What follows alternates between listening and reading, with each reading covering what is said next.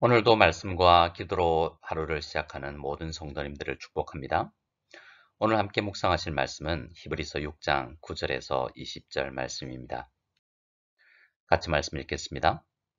사랑하는 자들아, 우리가 이같이 말하나 너희에게는 이보다 더 좋은 것, 곧 구원에 속한 것이 있음을 확신하노라. 하나님은 불의하지 아니하사 너희 행위와 그의 이름을 위하여 나타낸 사랑으로 이미 성도를 섬긴 것과 이제도 섬기고 있는 것을 잊어버리지 아니하시느니라. 우리가 간절히 원하는 것은 너희 각 사람이 동일한 부지런함을 나타내어 끝까지 소망의 풍성함에 이르러 게으르지 아니하고 믿음과 오래 참음으로 말미암아 약속들을 기업으로 받는 자들을 본받는 자 되게 하려는 것이니라.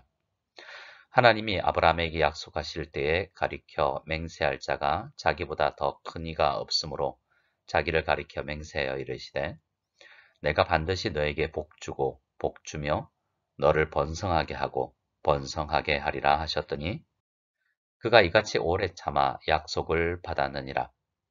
사람들은 자기보다 더 큰 자를 가리켜 맹세하나니 맹세는 그들이 다투는 모든 일의 최후 확정이니라.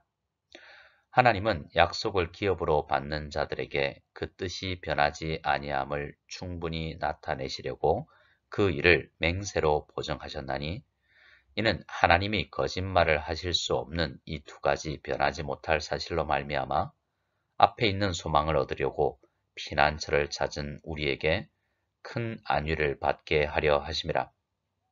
우리가 이 소망을 가지고 있는 것은 영혼의 닷 같아서 튼튼하고 견고하여 휘장 안에 들어가나니 그리로 앞서 가신 예수께서 멜기세덱의 반차를 따라 영원히 대제사장이 되어 우리를 위하여 들어가셨느니라.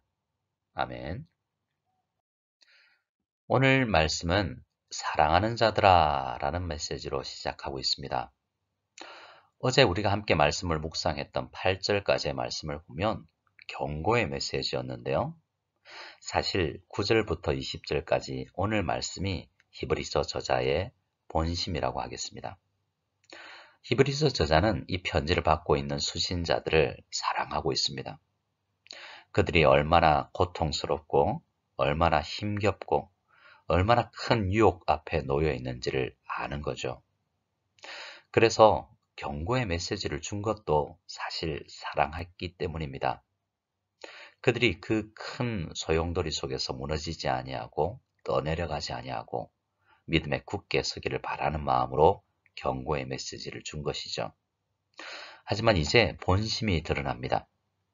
그들이 사실 큰 소용돌이 앞에 유혹 앞에 놓여 있지만 저자는 그들이 구원에 속하여 있음을 확신하고 있습니다.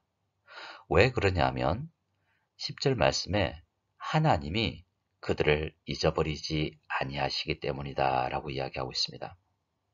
하나님은 그들을 사랑하셨고 그들도 처음에 하나님을 사랑하여서 그의 사랑을 다른 성도들에게 나타내었습니다. 이미 성도들을 섬겼고 지금도 미약하나마 서로 섬기고 있는 것을 하나님은 아신다고 이야기합니다. 그 하나님의 마음으로 사랑하는 자들, 곧 이 편지를 받는 성도들을 생각하면서 그들도 믿음이 있고 그들도 사랑하고 있고 그들도 구원받았음을 확신하고 있는 것이죠. 지금 우리도 연약하고 힘든 상황 가운데 있지만 하나님은 우리를 바라보실 때 사랑하는 자들아 라고 말씀하시며 그 그윽한 눈으로 우리를 바라보실 것입니다. 비록 유혹 가운데 놓여 있지만 더 힘을 내어야 되지만 하나님은 우리를 사랑하신다는 이 사실은 변치 않는 것이라는 것입니다. 히브리서 저자가 왜 그렇게 그들을 경고하면서 강하게 이야기했는지를 11절 이하에 말씀하는데요. 우리가 그렇게 이야기했던 것은 간절히 원하는 것이 있기 때문인데 그들이 처음 보였던 그 부지런함을 끝까지 나타내어서 소망을 가지고 풍성한 곳에 그러한 신앙의 경지에 이르기를 원했기 때문이라는 것입니다. 그들은 게으르지 않아야 하고 믿음과 오래 참음으로 말미암아서 약속들을 기업으로 받은 믿음의 선진들을 본 만든 자 되기를 지금 히브리서 저자는 원하고 있습니다. 이 마음은 하나님께서 우리를 향한 마음인데요. 나중에 히브리서 11장을 보면 지금 그들처럼 고통스럽고 유혹 속에 있으며 오래 참아야 되는 다양한 어려운 환경 가운데 놓였던 믿음의 선진들을 소개합니다. 그들도 우리처럼 어려운 환경 가운데 있었지만 소망을 가지고 끝까지 게으르지 아니한 믿음의 본을 보였던 사람들입니다.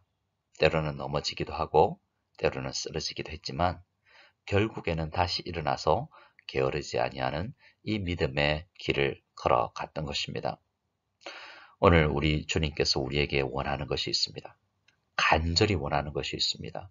부지런함을 나타내어서 게으르지 아니하고 믿음의 선진들처럼 그들을 본받아서 오늘 하루를 열심으로 믿음 가운데서 살아가는 것입니다.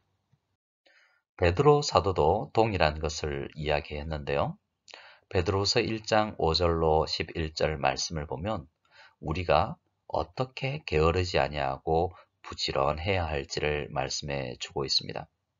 너희가 더욱 힘써 너희 믿음의 덕을, 덕의 지식을, 지식의 절제를, 절제의 인내를, 인내의 경건을, 경건의 형제 우애를, 형제 우애의 사랑을 더하라 라고 이야기하고 있습니다. 우리가 부지런히 하나하나 더 쌓아가야 할 것이 많이 있다라는 것입니다. 결국 우리는 예수 그리스도를 알기에 게으르지 않아야 하는 것입니다. 우리 형제들을 부르심 하나님을 믿고 우리의 택하신 것을 굳게 믿고 우리가 이런 것을 부지런히 쌓아가야 된다는 것입니다. 이렇게 하면 우리는 그리스도의 영원한 나라에 들어가는데 넉넉하게 들어간다라는 표현처럼 우리가 이 하루를 살면서도 풍성한 그 나라를 경험할 수 있게 될 것이다 라고 베드로 사도도 약속하고 있는 것입니다. 히브리서 저자는 앞서 약속들을 기업으로 받은 자들을 본받으라고 이야기했는데요. 그 대표적인 사람으로서 아브라함을 이야기합니다.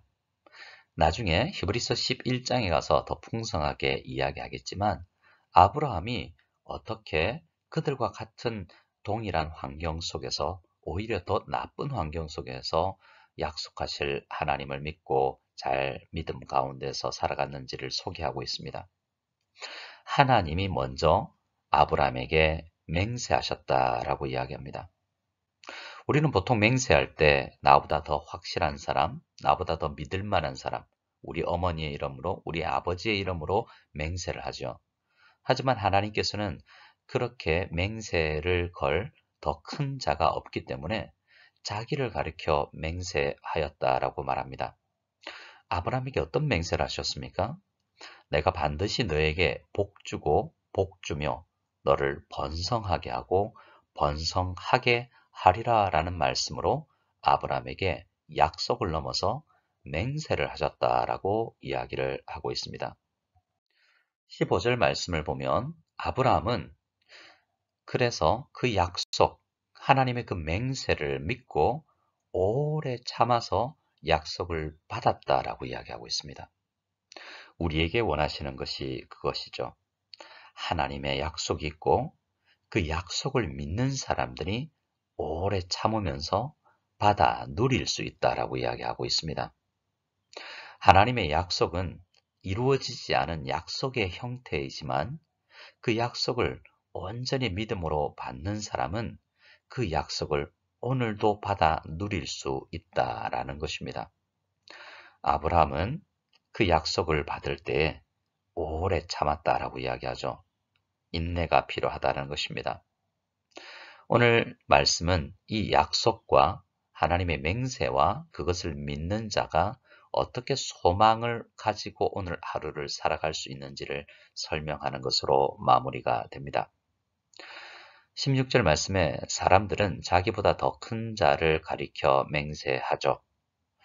그런데 보통의 맹세는 사람들이 다투면서 내가 맹세할게 라고 이야기하면서 다투는 것을 마무리 짓는 것으로 사용합니다.